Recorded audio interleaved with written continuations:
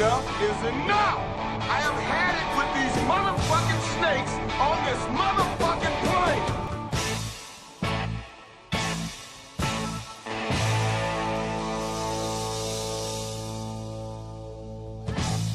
Hello everybody, this is the Auto Expositor this 26th of May of 2015. How is everybody doing today? We're going to do another Quebec walk, and while we're doing that, just wanted to elaborate a little bit further on Jeff's video about moderating chats and all that kind of thing. So I think he was dead on with this conversation actually. I think it's one of his more informative videos in regards to any community group, whatever you want to call it, we might have. So what's really important to me is that that I highlight and nominate Krissy Tokyo as possibly the most valuable player within We'll Do It Live. Okay? The reason why I say that is because We'll Do It Live was a little bit different than what you see in a lot of the newer videos. A lot of the channels on We'll Do It Live, when you became a panelist, it was because each person, like, I'm not bragging about my videos or anything, but Police State Radio, Jeff, Truth Media Revolution, and Red Pill at the time, and Press Reset Earth, and the other people that went on regularly, they earned their spot on that show because of the research that they had done, okay, their devotion to the research, and then the devotion to the work of presenting it. And with that, we more or less had to earn our place onto the chat. I'm not saying that people who don't make videos shouldn't have a voice. That's not what I'm talking about here. But this way, it keeps it so that people who are serious about exposing the movement were concentrated on this show, not so much just like a chat or whatnot. So what happened was you had this high quality action or information packed sessions which would last 2 to 3 hours, and you would learn so much. You would learn so much in the chat. And whenever you have something that coordinated, like you have this many people, we're all pretty much charismatic individuals, I guess. This picked up a lot of attention, and you have to counteract that if you were trying to mislead the public. So what happens is you had to break that up. Now, before it did, I don't think I ever heard on a chat. Like, I was never moderating, and I wasn't big on a chat. I would never usually use the chat so much because I can't use them on my phone. But I would never know that there were shills, because each time that there was, you'd have Krissy pretty much just getting rid of them before you even knew it.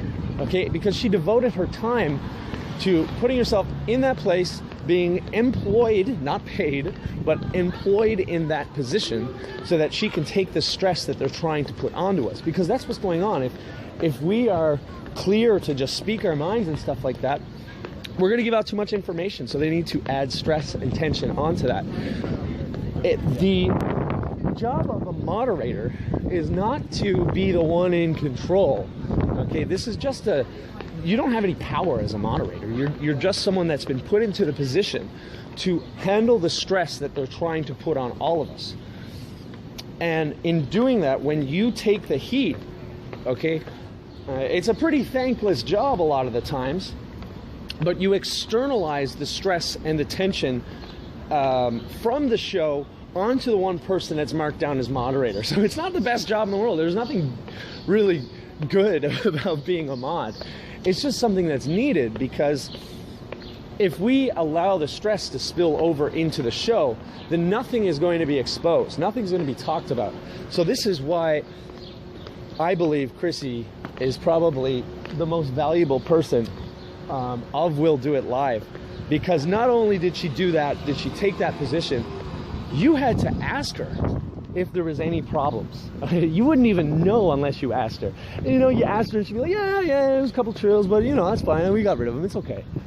And another thing you need to also respect, yeah, this is the truth movement. We do wish that everybody does have a voice, but it's not exactly like each channel. My channel is not always here to just spotlight others. Like, I really think that one of the larger issues with a lot of these chats is that, you know, these people want to connect and stuff, and that's great, but you're not realizing the tactics that are in vogue to try and divide us and try to stop us from exposing this wind. My gosh, man, the wind.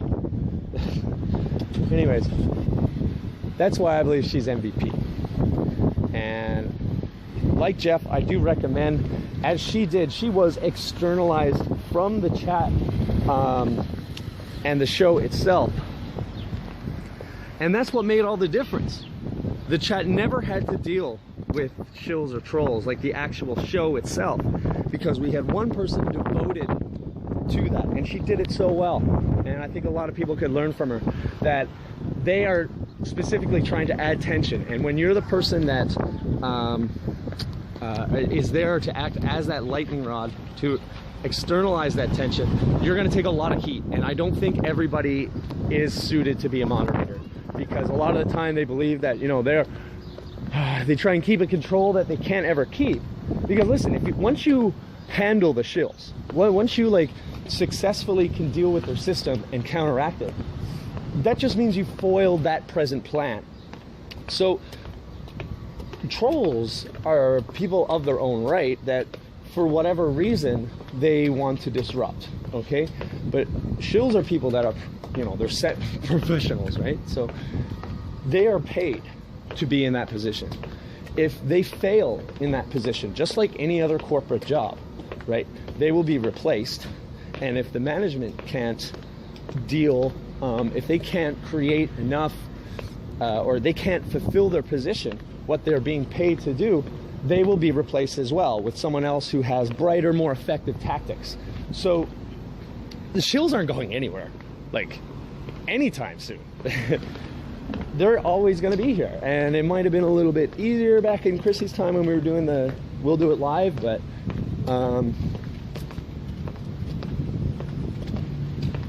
you know, it's gonna keep getting tough. There's no such thing as beating the shills, it's just keeping up with them. And that's the same thing with us too. Like, they're never going to be able to beat us from exposing the truth. They're never going to be able to completely stop that. They have to, and they know this, right? So it's an ongoing battle that happens throughout time. There is no victor, there is no loser in the end of the war, because there is no end to this war. So what you need to do is have some patience as a moderator. And for those who are more experienced in it, let's try and help out the new ones as much as possible. And realize that, you know, most of us aren't paid here. I'm not paid. I don't know anybody in We'll Do It Live that's paid. But along with being a thankless job, it's also most of the time an unpaid one. So I don't think we should ever expect people to be moderators.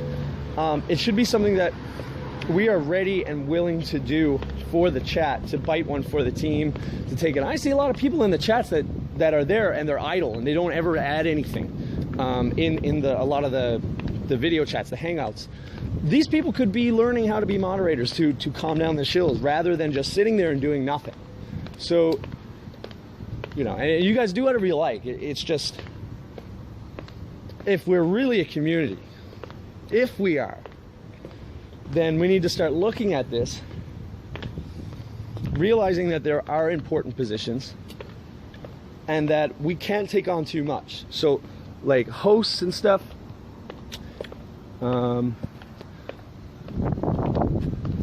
if you're hosting a show, I don't think you should be moderating it, because you're trying to keep the pace of the show in the show itself, and then you'll be distracted by people who are trying to stress you out, that their job it is to stress you out, and to get other people like the non-paid to join them in doing so, right? So it's all just, it's a game when it comes down to it.